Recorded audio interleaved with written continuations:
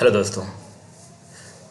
आज मैं आपसे तालिबान के बारे में बात करने वाला हूँ कि तालिबान क्या है, तालिबान कहाँ से बिलोंग करता है, तालिबान का शासन कैसा है हिंदुओं के प्रति, तालिबान कहाँ से बिलोंग करता है, तालिबान की क्या हिस्ट्री है। तो जैसा कि मैं आपको कुछ अगर बताऊं कि अगस्त 2021 में जब दुनिया में सुपर पावर का दर्जा रखने वाले अमेरिका की सेना अफगानिस्तान से वापस लौटी तो देश ने एक बड़ा बदलाव देखा। 2 दशकों से सत्ता से दूर रहे तालिबान ने फिर से देश में कब्जा कर लिया। इस राजनीतिक बदलाव का मानवीय असर भी हुआ। दुनिया ने मानव इतिहास में एक बड़ी त्रासदी आंखों के सामने घटित होते हुए देखी। अफगानिस्तान के काबुल एयरपोर्ट पर माहौल ऐसा था कि लोग देश छोड़ने के लिए हवाई जहाज के पहियों तक लटक गए। जरा सोचिए, इन तालिबानियों ने कितनी यातना और दर्द हमारे हिंदुओं और सिखों। अफरा तफरी का माहौल कुछ शांत हुआ तब तक तालिबान के लड़ाके काबुल में दाखिल हो चुके थे और उन्होंने गनी सरकार को हटाकर सत्ता को अपने हाथ में ले लिया था। तालिबान के सत्ता में आने पर ज़्यादातर देशों ने अपने दूतावास अफगानिस्तान में बंद करवा दिए, जिसमें भारत भी शामिल था, क्योंकि तब किसी भी देश ने तालिबान सरकार को मान्यता नहीं दी थी। इसके बावजूद इसके 2 सालों से दिल्ली में अफगानिस्तान का दूतावास चलता रहा, जिसकी जिम्मेदारी अशरफ गनी सरकार ने नियुक्त किए गए राजदूत फरीद मामुनदजई के पास है, जो तालिबान के विरोधी है। इंटरेस्टिंग बात। लेकिन जब स्थिति बदल गई है, शनिवार देर रात अफगानिस्तान दूतावास ने एक बयान जारी कर कहा कि 1 अक्टूबर 2023 से उनसे काम करवाना बंद कर दिया है।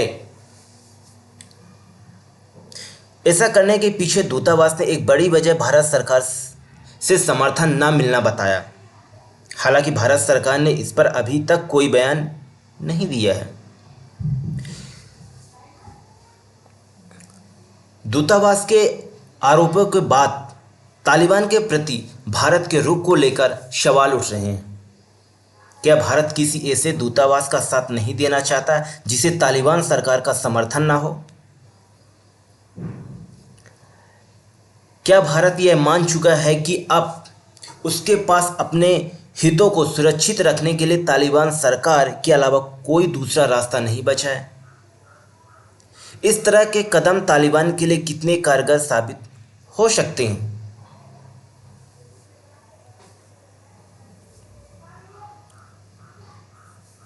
दिल्ली में दूतावास के अलावा मुंबई और हैदराबाद में अफगानिस्तान के वाणिज्य दूतावास हैं।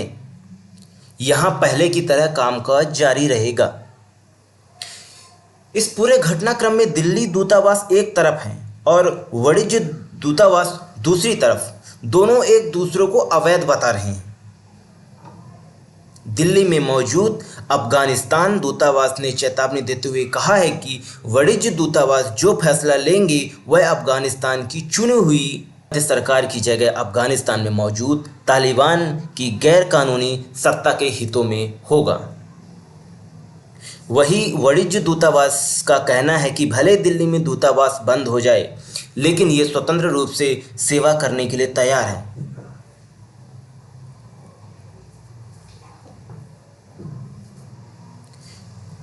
इसकी वजह है कि अफगानिस्तान के राजदूत फरीद गनी सरकार ने नियुक्त किया था और वो तालिबान विरोधी हैं। उनकी जिम्मेदारी तालिबान सरकार ने ट्रेड काउंसलर करीत शाह को देने की कोशिश की, जो कामयाब नहीं हो पाई। इंडस्ट्री ऑफ ग्लोबल स्टडी के अध्यक्ष और कई देशों में राजदूत रह चुके अशोक सज्जनहार कहते हैं, ऐसे प्रतीत होता है कि मुंबई और हैदराबाद के जो वाणिज्य दूतावास हैं उनके संबंध तालिबान सरकार के साथ ठीक है, तभी वो अपना काम कर पा रहे हैं। काउंसलर, सांस्कृतिक व्यापार और स्कॉलरशिप जैसे कई काम हैं जिन्हें वो देखते हैं, जिन्हें वो जारी रखेंगे। मतलब साफ है कि दिल्ली दूतावास बंद होने का मतलब अफगानिस्तान के साथ रिश्ते खत्म होना नहीं है। अशोक सज्जनहार कहते हैं, पहले भी दिल्ली में मौजूद दूतावास के जरिए भारत तालिबान सरकार से बात नहीं कर रहा था। तालिबान शुरू से ही इस दूतावास को मान्यता नहीं देता क्योंकि यहाँ उनके लोग नहीं थे।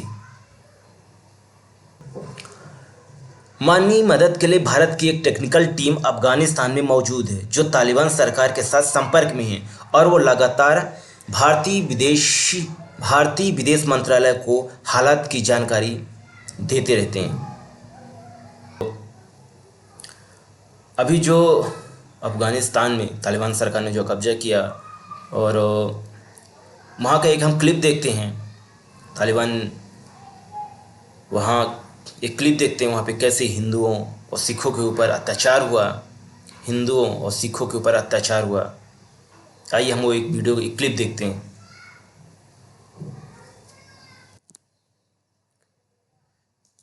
अकेले रहते हैं। आज संभावित हमलों के डर से पूजा भी बहुत चुपचाप तरीके से होती है।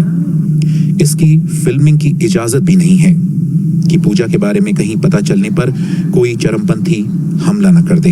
हिंदू कम से कम 8-11 बच्चे हैं, गिनती के साथ अटकेगा।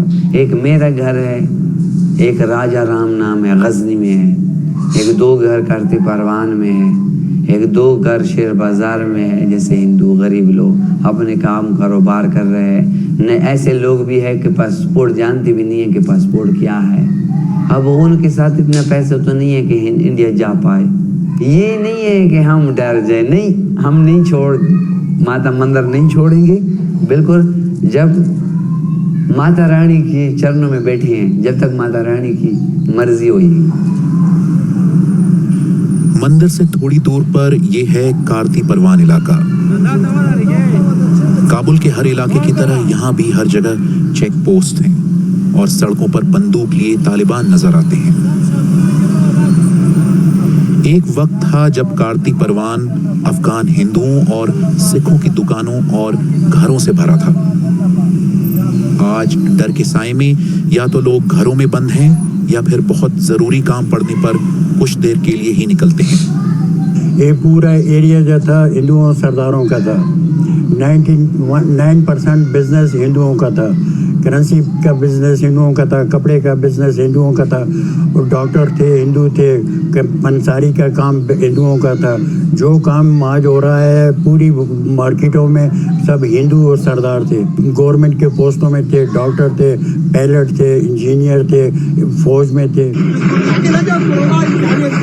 ये तस्वीरें इस साल जून की हैं, जब कारती परवान इलाके के इस बेहद पुराने गुरुद्वारे पर चरमपंथी हमले में एक सिख की मौत हो गई। गुरुद्वारे को काफी नुकसान पहुंचा। इससे पहले साल 2018 में जलालाबाद में एक आत्मघाती हमले में और साल 2020 में काबुल में गुरुद्वारे पर चरमपंथी हमले में कई सिख मारे गए थे। हम पहुंचे कारती परवान गुरुद्वारे में, जहां तालिबान की आर्थिक मदद से मरम्मत का काम चल रहा था। गुरुद्वारे में घूमते, सीढ़ियों से चढ़ते उतरते दिखा कि जून में हुए हमले से गुरुद्वारे को कितना नुकसान पहुंचा।